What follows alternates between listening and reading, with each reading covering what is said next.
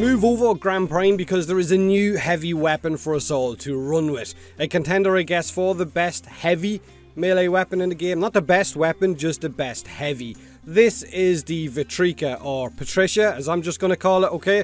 This is the Glassmaker weapon that you get for fighting and killing Nihil at the end of Nightwave, you know, during that epic encounter of looking at your feet for about half an hour, maybe an hour, depending on those clues, followed by some epic platforming action, right? Good times, fond memories. So this weapon is also a direct attack on my accent.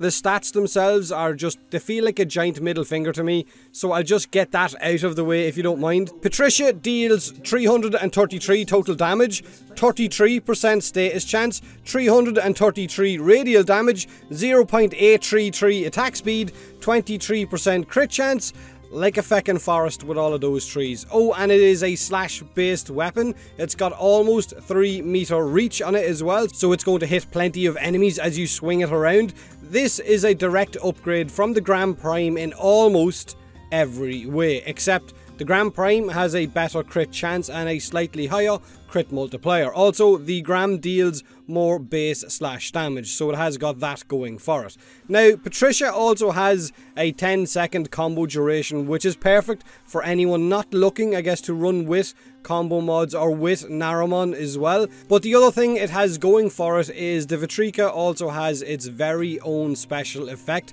where it can launch a glass projectile at enemies, similar to Exodia Contagion for Zoz, but this one won't really deal damage, it just crowd controls enemies that get hit by it.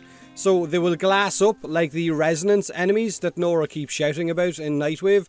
Then you can turn around and slam attack on those glassed enemies to shatter them and deal damage in an area of effect around that initial glassed enemy. Now it looks like this explosion of glass will deal a lot of slash damage to all of those enemies around the initial target as well once you slam down on that glassed enemy.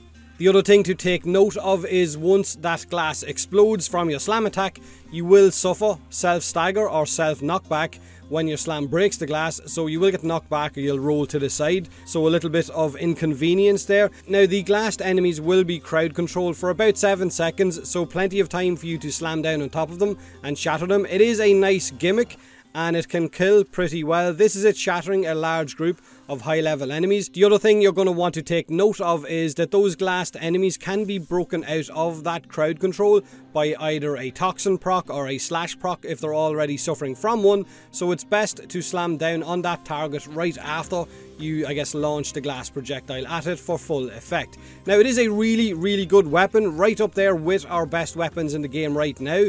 Like I said, it's almost a direct upgrade to the Grand Prime in every way, except for those crit stats.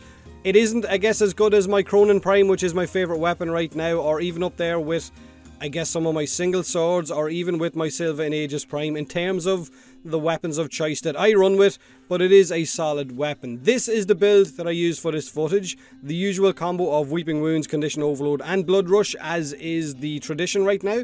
Let me know what you think of Patricia, and as always, thanks very much for watching.